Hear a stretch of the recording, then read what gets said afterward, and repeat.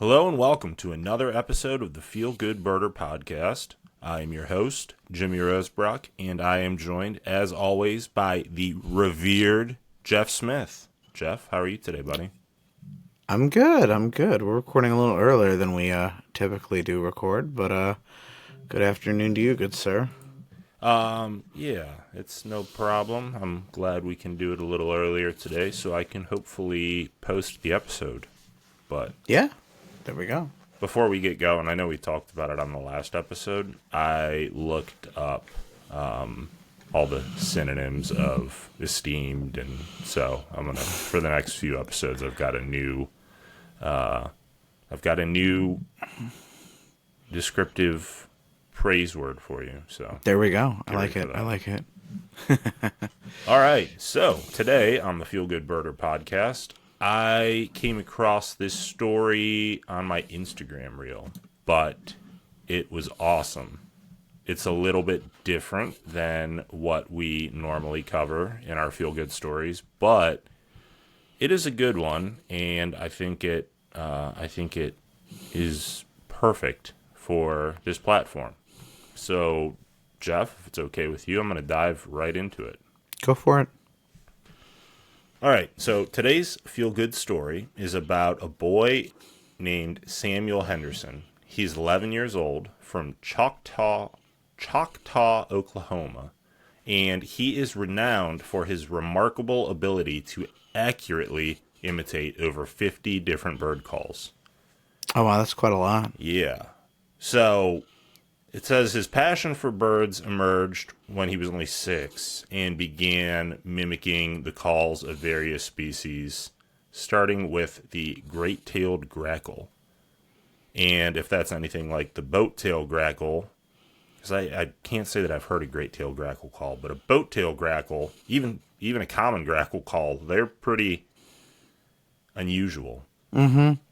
But so that's pretty awesome. It is. I didn't know that was his first one. That's kind of No, I didn't either. I would think you'd start with something easier, or I guess my East Coast brain is going more common, cardinal, robin, something like that. I'm thinking even before I got like real crazy about birding, hearing white-throated sparrows, I always wanted to, whistle that little tune. Yeah.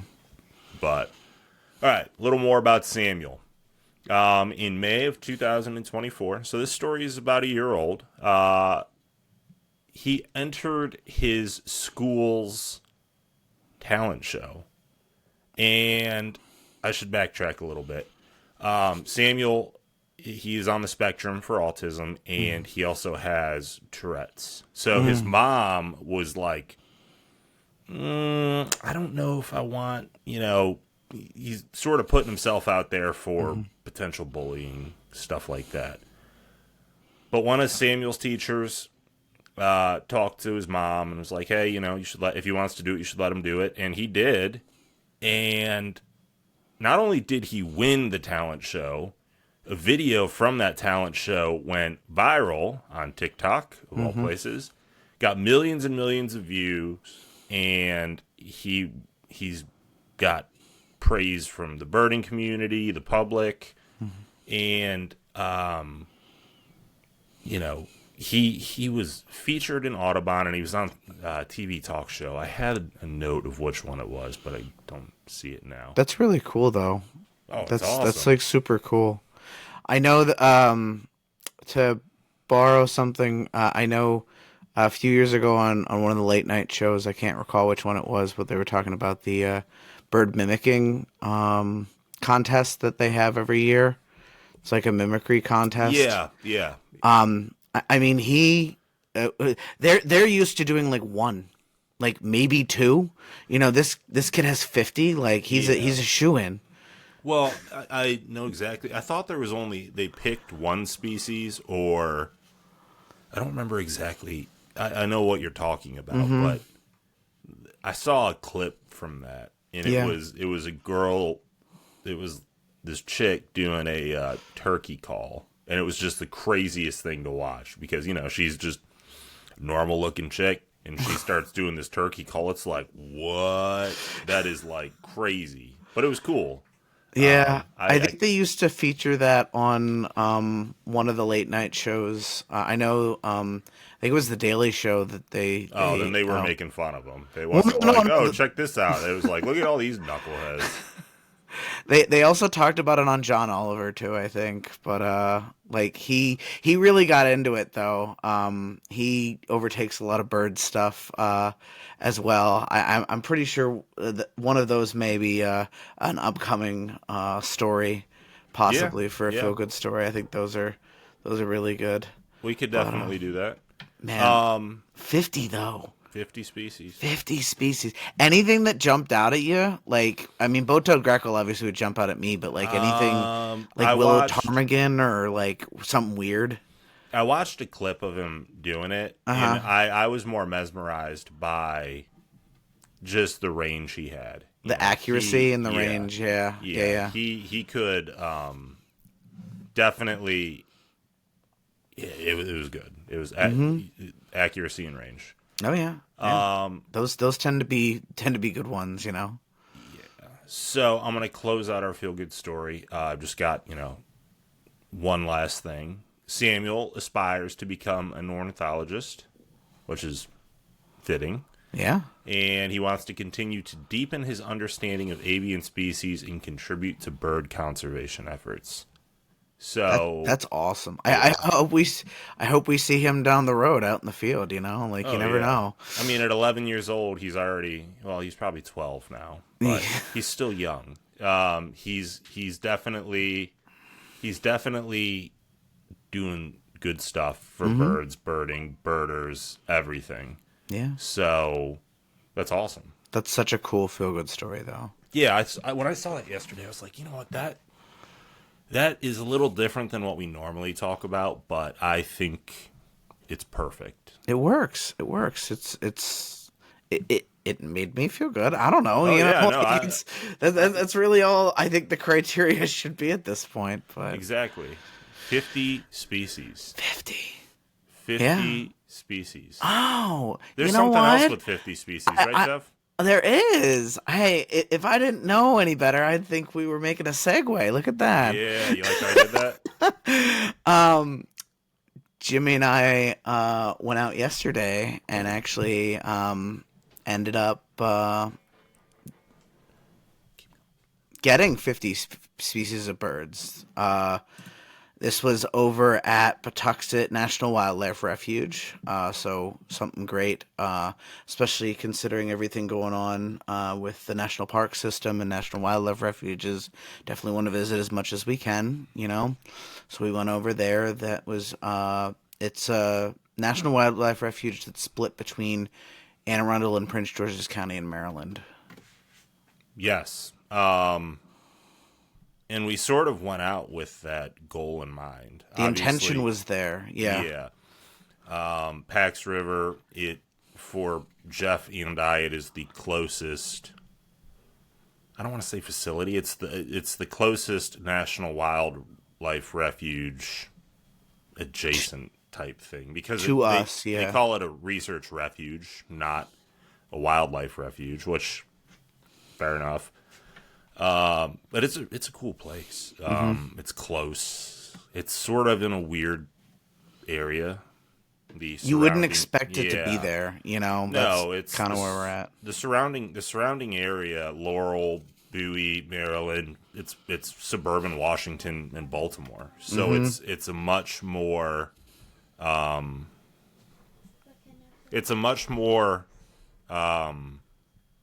urban area, but then you've got this perfectly preserved location. Yeah, it's actually not far from Cantera. You know, somewhere we've talked about before with the owls. I'm guessing the sort of closeness to Cantera is a related thing. You know, having that large tract of land there lets Cantera able to be kind of a secondary stop to Patuxent. Yeah, and I never really thought about that, but it makes perfect sense. Yeah. I guess I have thought about that. Like, in my brain, I'm like, I want a house in Cambridge because it's close to Blackwater, and it would be super cool because all these species would just be around all the You'd time. have all those as backyard birds. I Yeah. think that backyard list would be something man. something of envy of many of the birders that are Right. listening to this podcast. But yeah, Cantera, that's adjacent. The plains of PG County, as Yep. it's called. That's adjacent to North Trek, so it makes sense. Yeah. On my way out, I drove right by it. There we go. But yeah, we ended up getting 50 species. We ended up getting a total of 51. So we beat our record by just enough. By one species. And it literally came down to the last 5 minutes. I was going to say 15, but literally it came 5 down, minutes. Yeah. There was the one species that were like, maybe that it was an American crow. I don't have to be elusive. Like we saw it, and it's like, it was bigger, maybe bigger than a fish crow, but it was flying. It's hard to say, this and that. And then we went into the visitor center for a minute and came out, and then there was an American crow on a handicap parking sign yelling. Yep. So it was like literally yelling. We're like, yep, we got it. No doubt. But it's up right here. It's definitely, I would say, I would call it the beginning of not spring migration per se, but the beginning of warbler spring migration. Yeah. So we're getting the trickles of beginning warblers. We definitely got more warblers than I think we expected going into it, and less ducks. I agree. Yes, it was definitely less ducks. I would not have been surprised to see maybe a couple of more species, like maybe ringnecks, for example. Any kind of merganser. Any merganser. Yeah. But we did not. We saw mallards and obviously Canada geese or Canada goose. Wood duck, we wood heard. ducks. And I did get a picture of one. I was looking over flight. stuff. Yeah, I got one in flight. And then we got green-winged teal, which were extremely hidden. Yeah, those guys, that was interesting how we came across them. Yeah. So I had seen the silhouette of something on the shoreline, and I put my lens out there, and I was looking. I was like, it's a mallard, it's a mallard. And you were asking where. And after, you know how it is when you're trying to describe to your buddy that you're out with where to find a species that's 500 yards away, you're like, look at that. We were saying, look at the red tree and look straight down. Look at the red tree and look straight down. And you're like, that's not a mallard. I'm like, no, it's definitely a mallard. But we were looking at two different things. Two different red trees, apparently. So apparently. Or at one point of the red tree, I guess on the left side was your mallard, and on the right side was my green-winged teals. So that was 4 green-winged teals, 2 males and 2 females, which was awesome. Which was sweet. Yeah. So we got our warblers as well. We got palm, which I shouldn't be, but I was like kind of surprised to see palm warblers in so many palm warblers. Well, so explain to them why I guess we had more palms just based on where we were at. So yesterday morning, prior to leaving, I get a text message of a screenshot from Jeff saying that there was a controlled burn at the refuge, and it was closed. And I was like, man. And then we realized that the burn was the day prior, and everything was closed the day prior. So I would say a lot of the open, brushy areas had been burned. And these palm warblers loved it. They were all up in that. So it from a photography standpoint, it offered a really cool contrast of black, burned out underbrush and then a bright yellow bird. But that's... And the palms were also lower on the ground too. That's the other thing. They were warblers. It was, pines are up in the trees, yellow rumps are up in the trees, but palms are more ground adjacent, if you will. Ground dwelling or whatever. But there was a ton. I mean, I don't know. I don't remember what. I think you said there was 3. I had 3. There may have been 4 or 5. I think if you would have sat tight at any location that was burned out for more than a few minutes, you would have probably saw a couple or 3 or 4. But we were on the move to make our numbers, so we were trying to hit that number, and so But the two that besides the American crow, the two that we did not get until very late were that song sparrow Yep. and the blue heron that you caught flying way up. Yes. So two species that you would expect to find. I mean, you get song sparrows in your backyard and anywhere that birds hang out, and we did not see them until the maybe it was because of the burn, It may have been. I'm thinking that may have been the case. but we didn't see songs until like the very end. It popped up right next to us, so that was cool. And then a few moments later, in let me rewind and say we were walking around a lake. We were walking around the perimeter of a lake. Not one blue heron was in the water. Nope. We saw one flying over at like 500 feet. Just Yeah. if you didn't see the long legs, you would have thought it was something else. But looked up, saw it, bam, there's a blue heron. Put it on the list. We got it. Great. But like, it took all day. Oh yeah. One thing that wasn't all day was the swallows. Definitely, No. they were out in force. Yeah, there were a lot of swallows out. A lot of swallows. I mean, like to the point where they were almost flying into your head. Tree Yeah. swallows, Yep, mostly. tree. We did get a few northern roughwing, and I think one barn that we caught the orange underside of. Yeah, just a quick glimpse of that orange, but that is pretty definitively barn. So I was happy with that for three different species of swallow. Like, I was pleasantly surprised with that. yeah, definitely. That was great. And What then else? I mean, our most weirdest encounter that day was probably the turkey. the turkey. Yes, that I'm glad we got it. But Yeah, we almost pretty much needed it. at that point, it was like, okay, we're gonna go to North Tract and get the remainder species pretty fast. Mergansers, because there's a merganser pond there. We thought that a lot more ducks might be out that way. But for one reason or another, the North Tract is closed every day except Sundays now, which Yep. really stinks. It bites. I am not a fan of that, but definitely means that we are planning better. At least we figured it out this early in migration, and might be able to make Yeah. some swings over there, and do some Sunday rather than Saturday birding. Yeah, maybe. We'll But see. yeah, so that was drive time, 34 minutes. We sat there for 10, 12 minutes wondering what the hell's going on. But it's 50 species in 4 hours, right? But really, it's 51 species in like 3 hours. Literally. So I rounded down and up for, it sounds good. Oh no, 50 no. 50 and It's 4. legit. It's legit. It's 50. Big round numbers, great. Yep. My OCD, I wouldn't be able to look at 51 and Yeah, you're like, but But we got No, it quite a was- few woodpeckers as well, so that was really good. I think we missed red-headed. red-headed, I think, which, That was it. yeah, Got hairy, every got other one downy. we expected. Uh-huh. Flicker, we heard a sapsucker. Didn't Yep. see it, but we heard a sapsucker. Definitely heard the pileateds. And lots and lots of red bellies making a bunch of noise, Yep.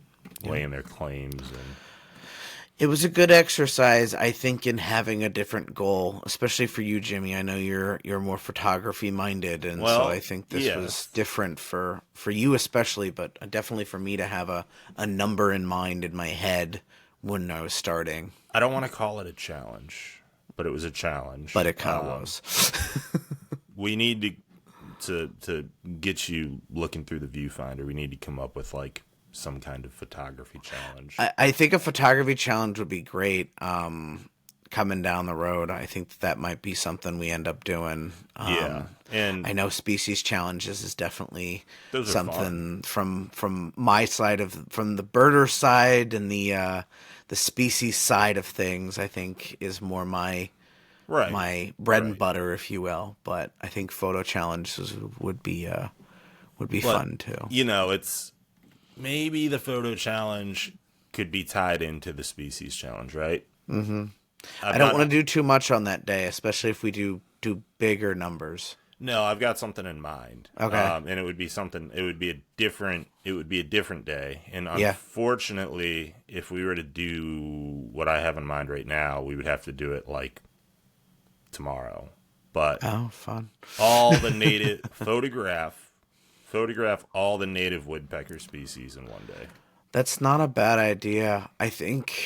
Oof, that it's. I don't challenging. know how much longer the sapsuckers are. I know that might be a fall. We might be able to do that a little bit easier in the fall side of things, possibly. Maybe October. October, yeah. Yeah, that would. I mean, and I'm not saying if we were to do it, we would have to do it today. But yeah, literally. Fine. We can do it in the future. Maybe same kind of concept.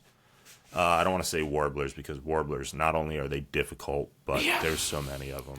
No, I would rather do a duck challenge. I think those photo challenges are more. I think those are better for our winter slate, if you will. Yeah, maybe we can use this as a way we can drum up some engagement. Oh yeah, from our listeners. If you have a good idea for some kind of photography type challenge for Jeff and I to try to undertake, let us know. Or any other challenge for that matter. Or any other challenge. And furthermore, maybe we can extend that out to the listeners. Say, hey, look, the challenge, the May challenge, photograph 3 warbler species in one day or something like that, and share your pictures with us. And you know, I don't want to start getting into like favoritism stuff. Like, oh, we'll share the best one because no, it's not about the best. It's just about share them in our story. Share them in our story. We'll figure something out. If enough people, you know, knock down our door with that, we can definitely find a way to do something. Absolutely. I think just that something would be fun. We just need to do fun stuff. It's a Feel Good Birder podcast. Like, it's all about, you know, making things. Making birding accessible to everybody. And if you don't have a camera, I mean, we could go back to the species thing. It doesn't. You don't have to. You don't send us your checklist. You know what I mean? Like, just Did you get 75 species in 4 hours? Let us know. That's awesome. That's awesome. You know, or even to just try to. I definitely coming up. We're gonna be doing, I would say, more challenge stuff. Yeah, we're gonna. It definitely bump those numbers up. It definitely hit where we needed to hit. I think that 50 was a really good start in terms of it's a taste of what, you know, and we were doing this at like the very, very beginning of migration, which is neat. Mm-hmm. So as migration starts to hit hard and you get all the flycatchers coming in, you get all of the warbler species coming in and everything else in between, your ability to bag some bigger numbers becomes a little easier. So yeah, maybe not. I don't know. It depends. You know, we did get some winter species with this that I wouldn't kind of expect to see. The teals being one of them. Sapsucker. Yep. Teals, that are more winter-related species. We didn't get a golden crowned kinglet, but we did get a ruby crowned kinglet. Yep, and I got pictures of that too, so that was good. What other winter species? Junco. Juncos, oh yeah, and white-throated sparrows. Yeah.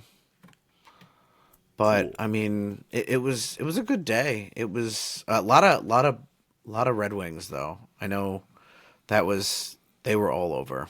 Redwings, oh my gosh. Her red-winged blackbirds heard all day. Like, I know whatever number I have is not. No. It's low.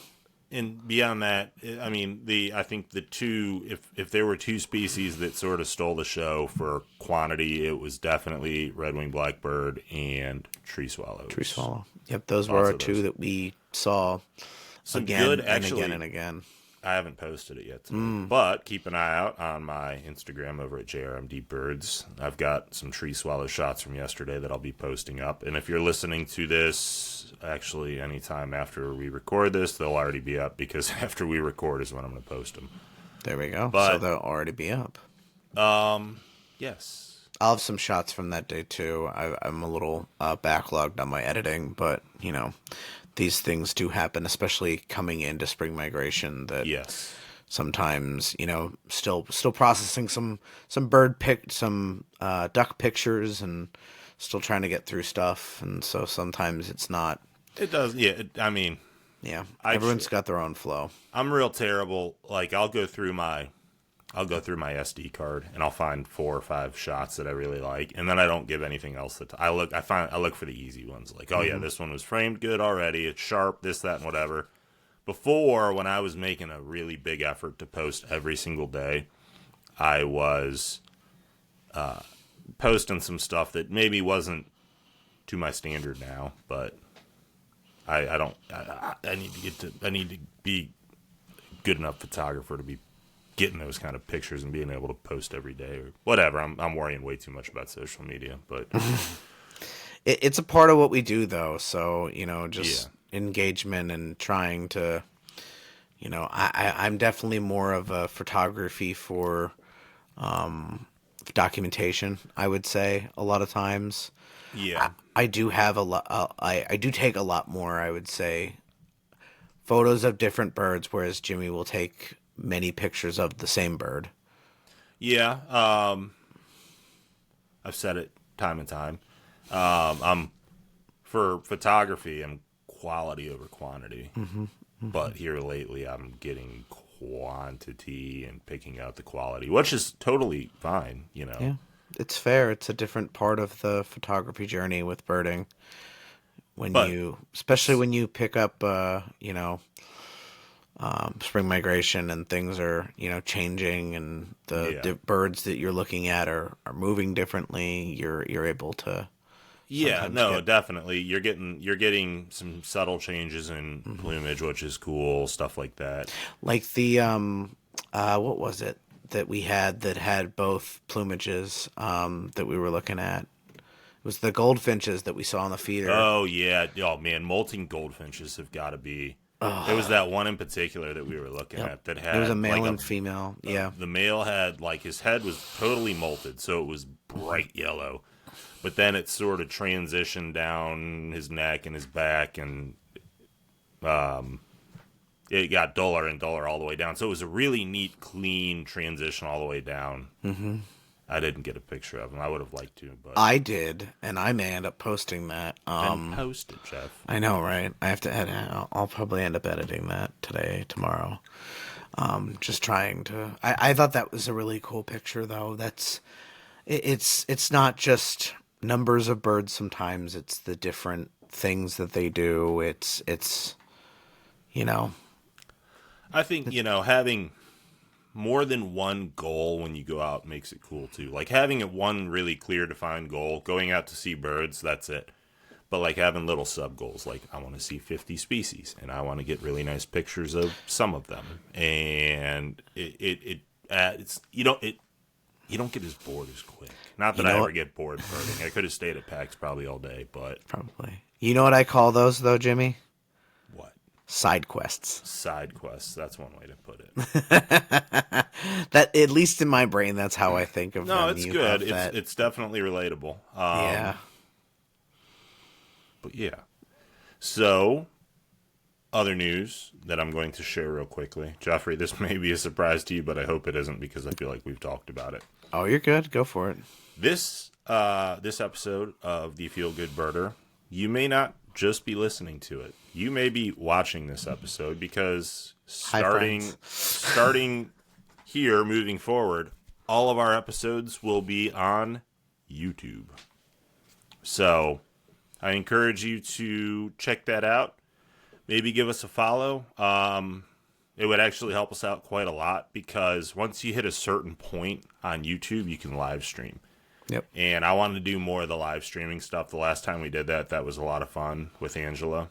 Yeah, that was our was that our New Year's Eve? That was New Year's. Yeah, that was the New Year's live Eve show. episode. Yeah, but that was quite fun. I think it doesn't. We could have on other guests, or we could just you and I. I don't.